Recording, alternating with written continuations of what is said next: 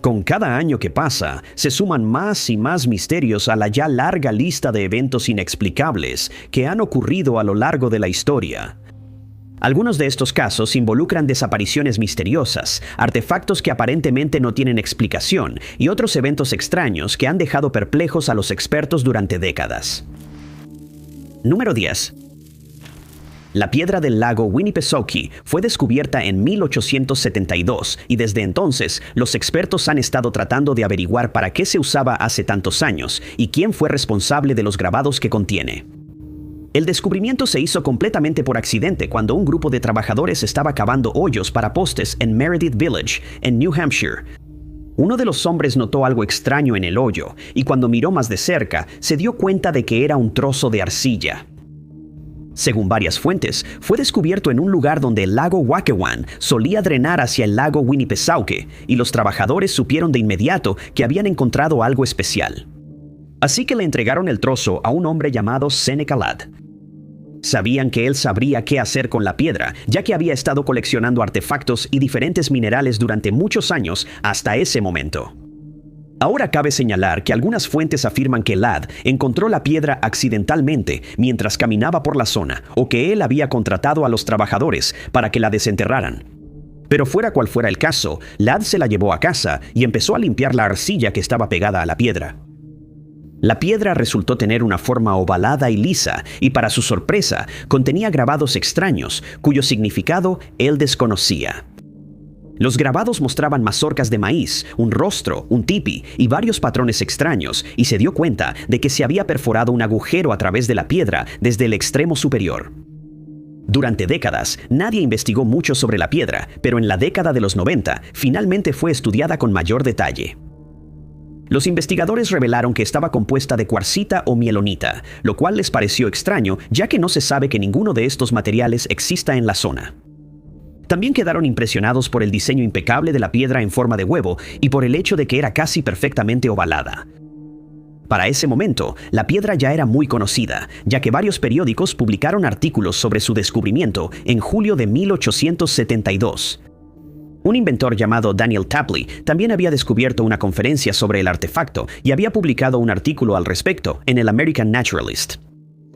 Esta repercusión finalmente llegó a Europa y varios científicos allá empezaron a investigar los orígenes de la piedra, pero tampoco pudieron ofrecer ninguna explicación. Se han publicado varios artículos más sobre la piedra a lo largo de los años, pero siguió siendo un misterio histórico. Se han propuesto varias teorías para explicar la existencia de la piedra y la mayoría de la gente cree que es una reliquia de los nativos americanos, ya que en el pasado se han encontrado otros artefactos similares en la zona. Pero eso no explicaba cómo la piedra terminó donde lo hizo, ya que había sido traída a New Hampshire desde otro lugar debido a su composición. Algunos expertos no están de acuerdo con esta teoría, ya que creen que los grabados no coinciden con ninguna de las tribus locales. Pero el hecho de que esté hecha de piedra de otro lugar sugiere que fue tallada por alguien que solo viajó a esta zona después. Algunas personas sienten que el rostro tallado se parece al de un líder de la tribu azteca o posiblemente a un miembro del pueblo inuit. Otras sugerencias incluyen la posibilidad de que sea una piedra de rayo, que son piedras que se dice que caen del cielo durante las tormentas eléctricas. También podría ser una piedra imán, lo que significaría que se usaba como herramienta de navegación durante el siglo XVI. También se ha sugerido que la piedra no es un artefacto en absoluto y que Ladd la colocó en el área donde fue encontrada como un engaño. Por ahora, estas respuestas siguen siendo esquivas y la piedra del lago Winnipesaukee sigue siendo tan misteriosa como el día en que fue encontrada. Número 9. El 1 de diciembre de 1946, Paula Jean Weldon, de 18 años, desapareció de un sendero llamado Long Trail en Vermont. Su caso se convirtió en una de las infames desapariciones del Triángulo de Bennington que ocurrieron durante un periodo de 5 años, y su caso sigue sin resolverse. 3 años después, exactamente en la misma fecha, ocurrió otra desaparición en este triángulo. Pero aunque el caso de Paula es ciertamente extraño, la desaparición de James Tedford es aún más inexplicable, especialmente porque su esposa también había desaparecido años antes. James había servido en la Primera Guerra Mundial y debió de sentirse eufórico al finalmente regresar a casa una vez que terminó su servicio. Las fuentes no mencionan la fecha exacta, pero es razonable suponer que fue cerca del final de la guerra, ya que se había enlistado solo un año antes de que terminara el conflicto. Pero su alegría fue breve, ya que Pearl no estaba por ningún lado cuando él llegó a su casa en Fletcher, Vermont. Él contactó a su familia, pero ellos no tenían idea de a dónde podría haberse ido. Pero sí dijeron que la última vez que la vieron fue cuando se dirigía a una tienda Amoco en la zona. La repentina desaparición de Pearl tuvo un efecto profundo en James y él decidió no regresar a la casa. En su lugar, se registró en un hogar de veteranos en Bennington y 2 años después, él se convertiría en el protagonista de un misterio que sigue sin resolverse hasta el día de hoy. En noviembre de 1949, él tenía 68 años y decidió visitar a su familia en St. Albans. Tomó un autobús para llegar allí y terminó pasando unas semanas con su familia, pero abordó el autobús de regreso el 1 de diciembre. Fue un viaje largo que normalmente habría tomado unas 8 horas, pero como había estado nevando en la Ruta 7, el autobús se retrasó varias veces. No había duda de que James estaba en el autobús, ya que fue visto por 14 pasajeros y el conductor, ninguno de los cuales pudo explicar lo que sucedió después. Le dijeron a la policía que James había pasado gran parte del viaje dormido en su asiento y que definitivamente estaba dormido cuando el autobús llegó a la última parada antes de Bennington, donde se suponía que debía bajarse. Pero cuando llegó su parada, el conductor esperó a que James se bajara, solo para darse cuenta de que ya no estaba ahí. Su equipaje quedó en el compartimiento superior y su horario de autobuses fue encontrado en su asiento, pero él no estaba por ningún lado. Cuando la policía habló con los testigos, no pudieron ofrecer ninguna explicación, ya que nadie había visto a James bajarse del autobús en ningún momento, y si lo hubiera hecho, seguramente habría llevado su equipaje con él. La familia declaró que él estaba deprimido por el hecho de que tenía que regresar a Bennington y que había estado luchando con problemas de salud mental, pero se desconoce si esto tuvo algo que ver con su desaparición. Ni James ni Pearl fueron encontrados jamás y sus destinos siguen siendo desconocidos. Número 8.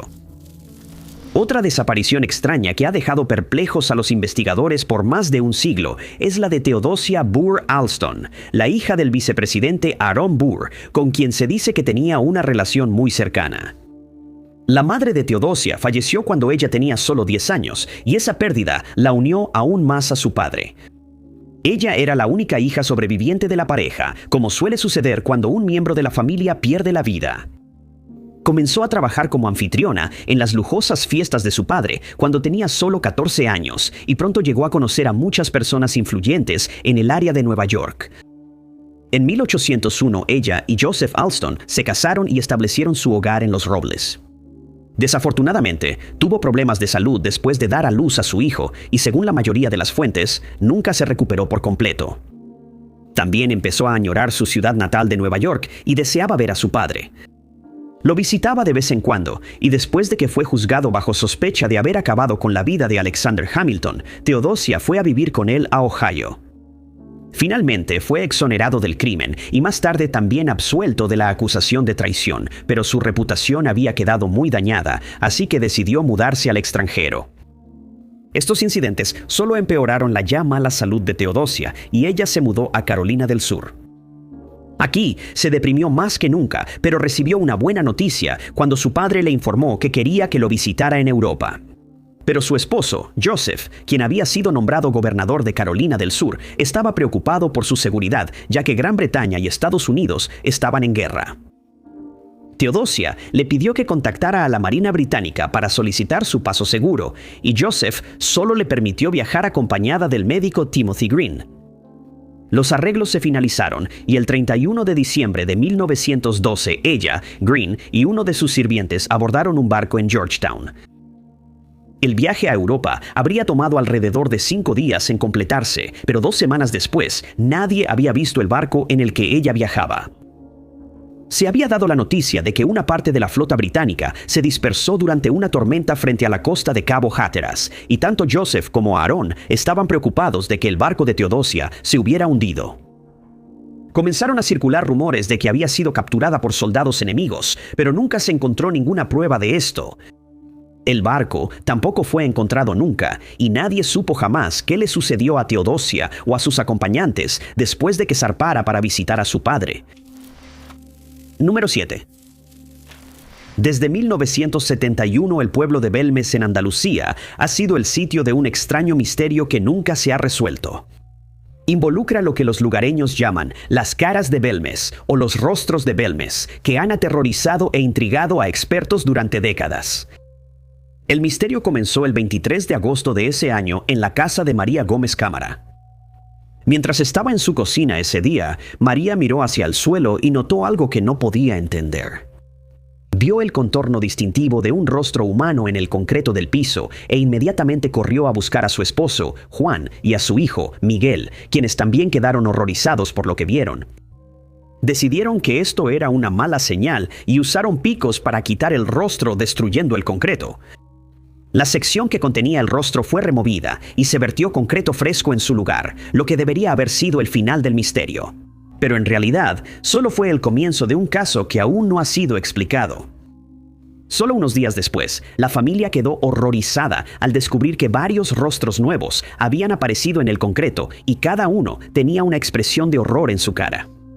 La familia intentó mantener en secreto este extraño suceso, pero pronto la noticia de estos rostros extraños comenzó a difundirse y la gente empezó a acudir a la casa para verlos de cerca. Durante el transcurso del siguiente año, aparecía un nuevo rostro en el piso aproximadamente cada mes, y algunos eran masculinos y otros femeninos, pero un elemento siempre permanecía igual. Cada rostro mostraba una expresión de agonía y horror. Cada rostro permanecía en el concreto por un tiempo antes de desaparecer inexplicablemente. Pero al poco tiempo era reemplazado por otro y así sucesivamente. A veces, los espectadores se sorprendían al ver que los rostros parecían aparecer mientras observaban, pero en otras ocasiones tardaban mucho en formarse. Pronto, la comunidad científica se dio cuenta y varios investigadores viajaron a la casa para investigar.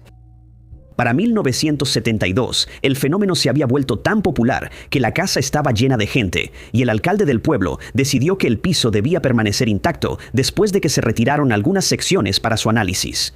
Algunas fuentes afirman que cuando se cavó un pozo cerca de la cocina en los años 70, se encontraron huesos en el suelo. Esto llevó a algunas personas a especular que la casa fue construida sobre un cementerio del siglo XIII y que los rostros que se ven pertenecían a las personas que fueron enterradas ahí.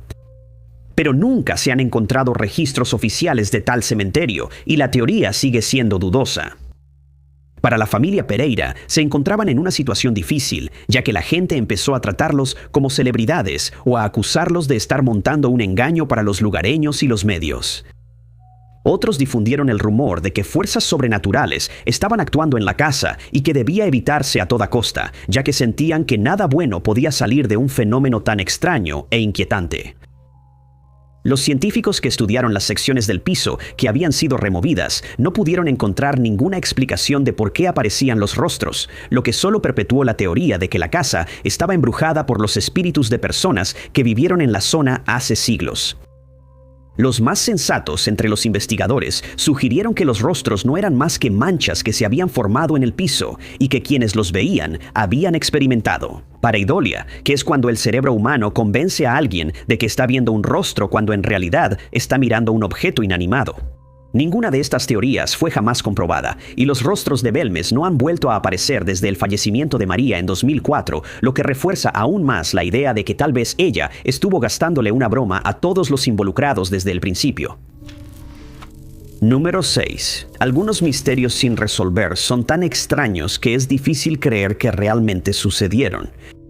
Un caso que involucra a un hombre de 21 años llamado Donnie Decker es uno de estos misterios inexplicables para los cuales nunca se han encontrado respuestas.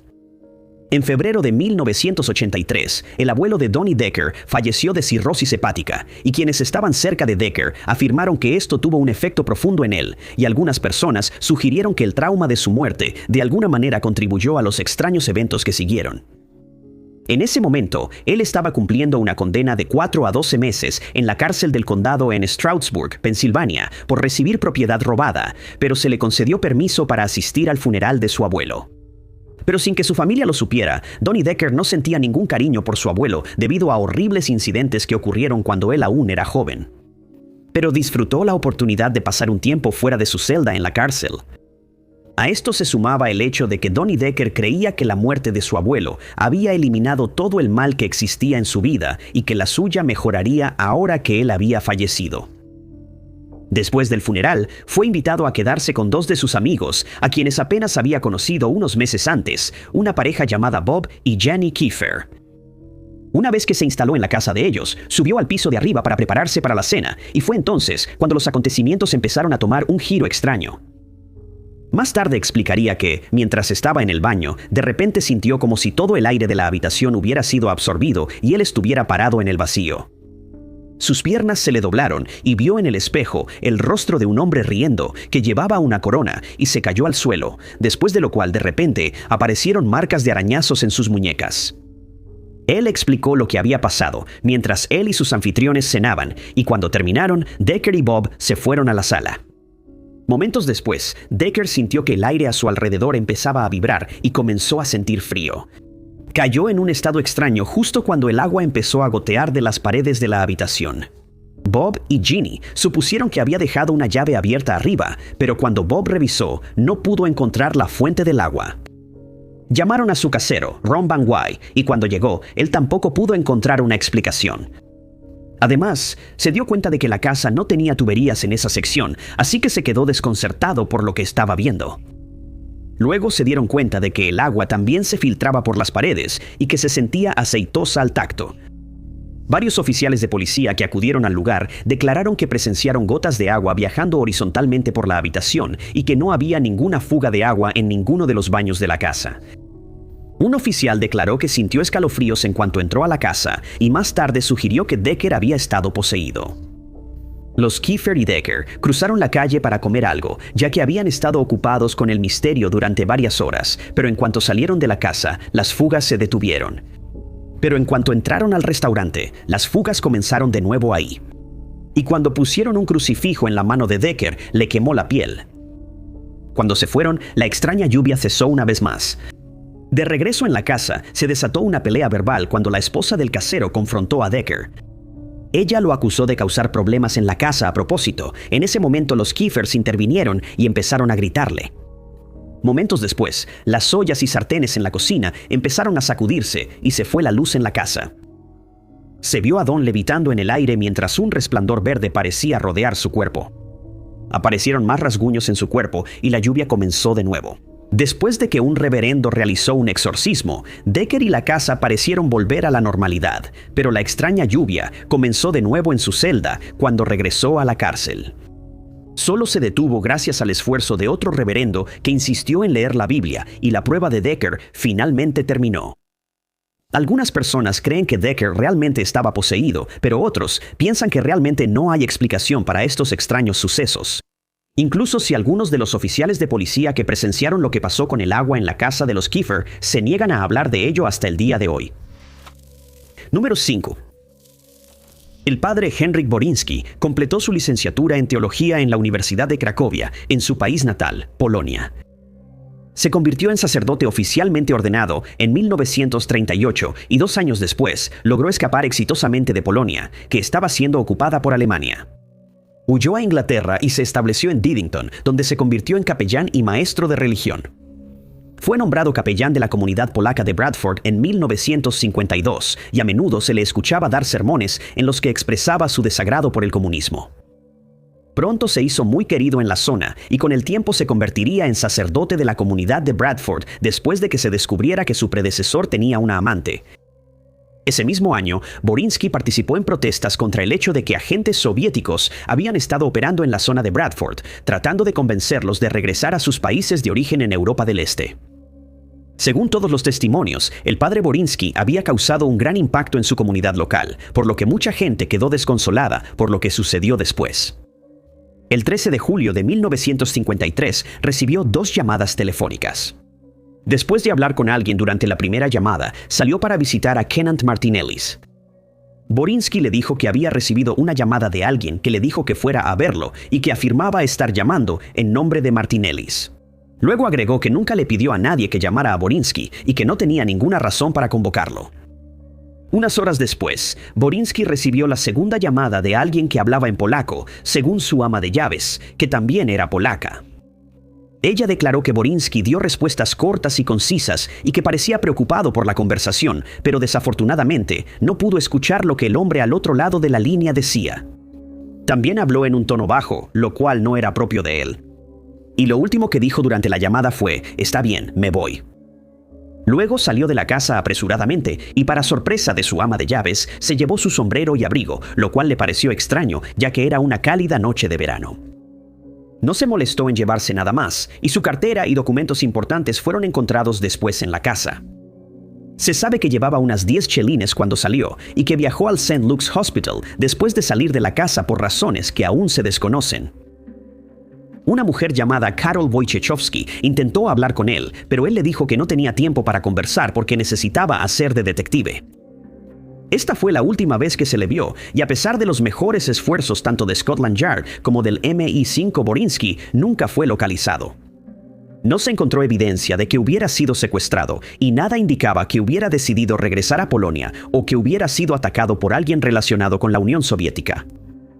Martinellis fue considerado sospechoso por un tiempo, ya que tenía mala reputación, según la policía. Y aunque muchas personas en la comunidad polaca de Bradford todavía creen que él es responsable de la desaparición de Borinsky, nunca se encontró ninguna prueba de esto y su destino sigue siendo desconocido. Número 4. Un evento que tuvo lugar en Beatrice, Nebraska, en 1950, es considerado por muchos como nada menos que un milagro, ya que varias personas deberían haber perdido la vida en la iglesia bautista West End ese día, pero una serie inexplicable de acontecimientos terminó salvándolas.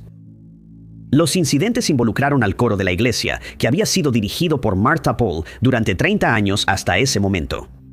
Era conocida por ser una mujer estricta que no toleraba que nadie llegara tarde al ensayo del coro y se esperaba que llegara a la iglesia a las 7:25 p.m. esa noche. Por esta razón, la mayoría del coro solía llegar 10 minutos antes cada miércoles para evitar ser reprendidos por llegar tarde. El grupo normalmente era dirigido por la hija de Martha, Marilyn, quien tocaba el piano, y más tarde ella confirmaría que los miembros del coro siempre eran puntuales. Antes de que alguien llegara a la iglesia ese día, el clima empeoró y las temperaturas en la zona cayeron drásticamente. A las 4:30 p.m., el reverendo Walter Klempel fue a la iglesia para encender la caldera, ya que sabía que el coro iba a ensayar más tarde y quería que la iglesia estuviera cálida cuando llegaran.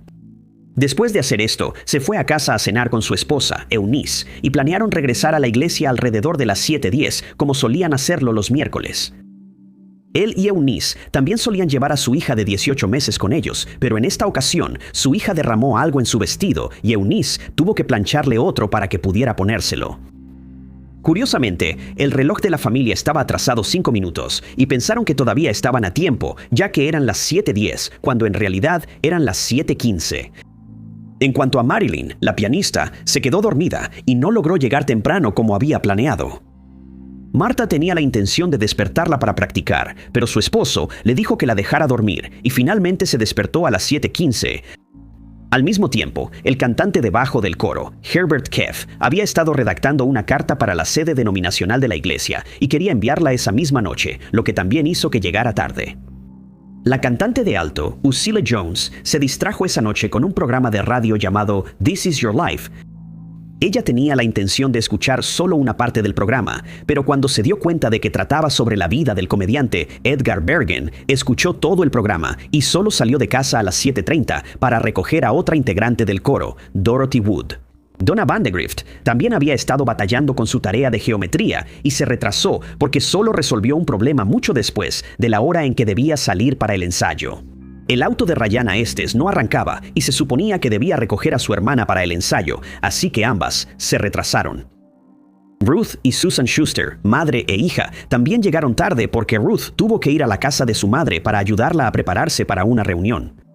Su hermano Harvey también llegó tarde ya que había estado cuidando a sus 2 hijos y se distrajo con una conversación que estaban teniendo.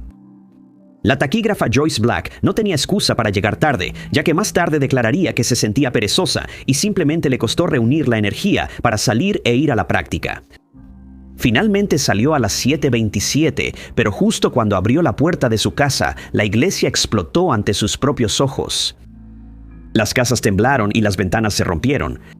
La estación de radio local se vio afectada y la gente reportó haber escuchado la explosión a kilómetros de distancia.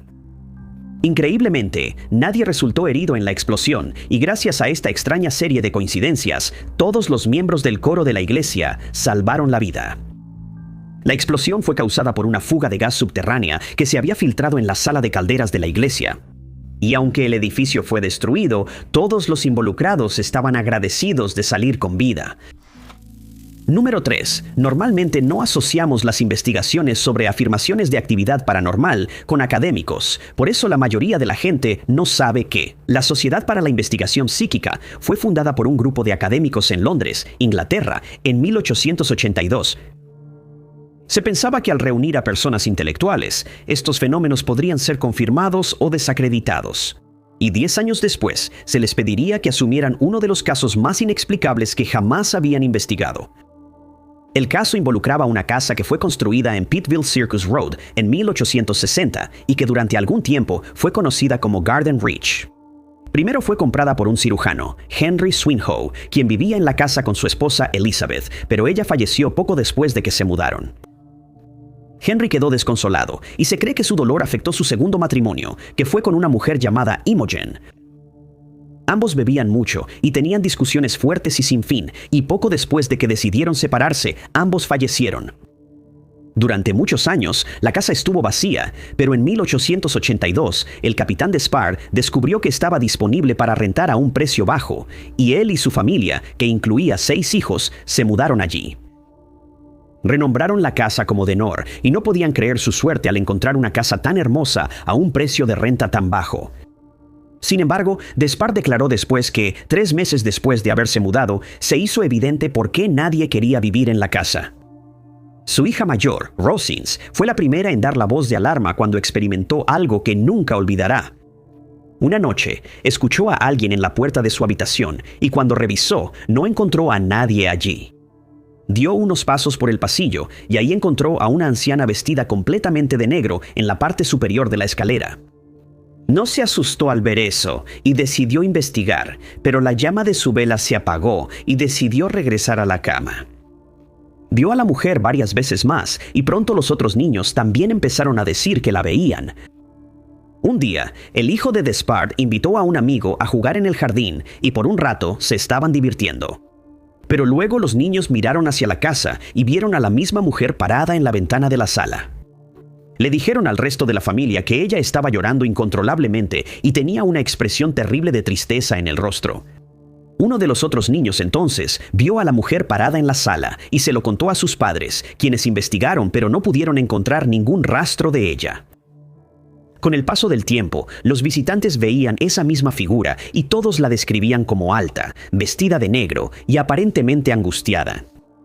Casi siempre mantenía su rostro cubierto con un pañuelo y nunca respondía a nadie que se cruzara con ella. Una noche, Rosina volvió a ver a la mujer y decidió hablarle. La mujer soltó un breve suspiro y comenzó a caminar hacia la puerta de la sala y luego desapareció en el aire. Mucha gente cree que este es el espíritu de Imogen Swinhoe, ya que se decía que ella y la aparición se parecían mucho.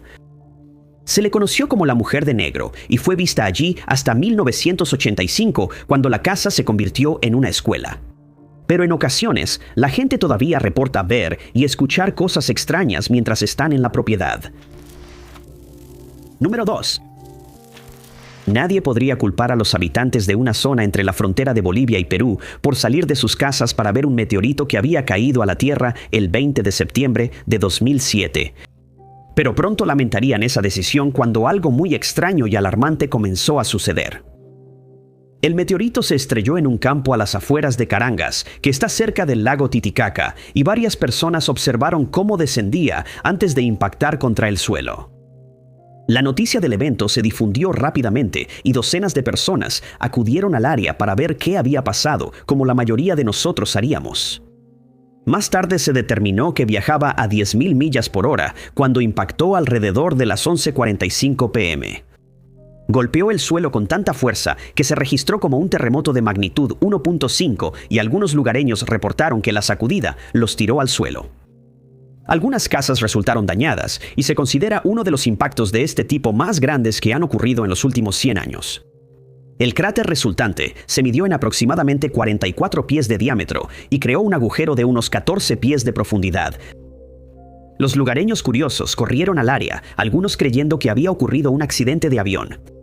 Uno de los primeros en llegar fue un oficial de policía, quien reportó haber visto agua hirviendo saliendo del cráter. También informó que un olor dulce pero nauseabundo emanaba del meteorito y que los espectadores permanecieron en el área durante un tiempo, emocionados por lo que estaban viendo. Pero poco después de que el meteorito impactó, los agricultores locales empezaron a reportar que sufrían síntomas de migrañas, mareos, náuseas y diarrea.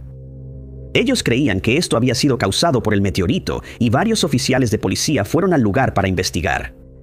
Una vez en el lugar, se dieron cuenta de que no había mucho por hacer y al poco tiempo, ellos también se enfermaron con exactamente los mismos síntomas. En los días siguientes, hasta 200 personas se enfermaron, muchas de las cuales tuvieron que ser llevadas al hospital para recibir tratamiento médico. Empezaron a desarrollar una erupción en la piel, mientras que otros se quejaban de que parte del ganado en sus granjas había muerto sin razón aparente. La causa exacta de este brote nunca se determinó, pero se han propuesto varias teorías para explicar la misteriosa enfermedad. Algunas personas pensaron que, una vez que una persona se quejaba de estos síntomas, otros se veían afectados de manera psicosomática y luego se culpaba al meteoro. Pero los científicos tomaron un enfoque más lógico ante el misterio.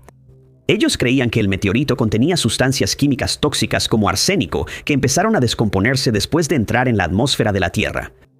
Estas luego fueron inhaladas por los espectadores que se enfermaron y consideraron que esto explicaría el extraño olor que estaba presente. Hasta el día de hoy, nunca se ha encontrado una explicación definitiva y la enfermedad del meteorito de Caracas sigue sin resolverse. Número 1. El Pozo de Santa Ana, que se encuentra en Liverpool, Inglaterra, se dice que fue una bendición antes de convertirse en una maldición. Después de haber estado perdido durante muchos años, el pozo fue redescubierto por un grupo de arqueólogos en 2016, pero mucha gente siente que hubiera sido mejor si se hubiera quedado enterrado. El culto a Santa Ana se volvió popular en Inglaterra durante los años 1400, y personas de todo el país acudían en masa al pozo cada año, ya que se decía que el agua del pozo era milagrosa, con propiedades curativas que no solo curaban enfermedades, sino que también los absolvía de todos sus pecados. Fue construido en los terrenos de un pequeño priorato y era común ver a la gente bañándose en el pozo o bebiendo de él. Pero para el siglo XVI había ganado la reputación de estar maldito gracias a un incidente que ocurrió ahí. Se había desatado una disputa por la propiedad del pozo y el administrador de una finca junto al priorato decidió involucrar a las autoridades locales para poder reclamarlo como suyo. Un monje que vivía en la propiedad se enteró de esto y declaró que el pozo pertenecía al priorato. Se dice que lanzó una maldición sobre el pozo, después de lo cual falleció repentinamente. Poco después, el hijo del administrador de la finca falleció y su vida dio un giro para peor, ya que cayó en la ruina financiera. Una noche, visitó un bar local donde se embriagó mucho y desapareció de inmediato, sin que nadie volviera a verlo. Algunas fuentes afirman que fue encontrado muerto en el pozo, pero esto nunca se comprobó. A pesar de esto, la gente seguía visitando el pozo como antes, pero con el tiempo fue olvidado y solo en 2016 fue descubierto nuevamente. Esto se hizo después de que la Comisión de Edificios y Monumentos Históricos de Inglaterra diera permiso a Oxford Archaeology North para excavar en la zona y después de 2 días, finalmente fue encontrado. Informaron que lograron averiguar dónde buscar el pozo gracias a una fotografía de 1983. Mostraba un campo donde se creía que alguna vez estuvo el pozo y comenzaron las excavaciones. Cuando lo encontraron, el pozo había sido rellenado con tierra debido a la labranza que se había hecho en el campo, pero unas cuantas piedras marcaban su ubicación. Cuando se retiró la tierra, se descubrió que el pozo aún contenía agua como antes. Y ahora, el agricultor que es dueño de la tierra está ayudando a Historic England a reemplazar algunas de las piedras que se están desmoronando para restaurarlo a su estado original. Si la maldición que se lanzó sobre el pozo era real o no sigue siendo un tema de debate, pero muchas personas se negaron a visitar el lugar porque temen que puedan verse afectados por ella. Muchas gracias a todos por ver el video. Si les gustó este video, asegúrense de darle like. Además, no olviden suscribirse y activar la campanita de notificaciones para estar al tanto de todos nuestros futuros videos. Pero mi nombre es Top 5 Unknowns y los veré en el próximo video.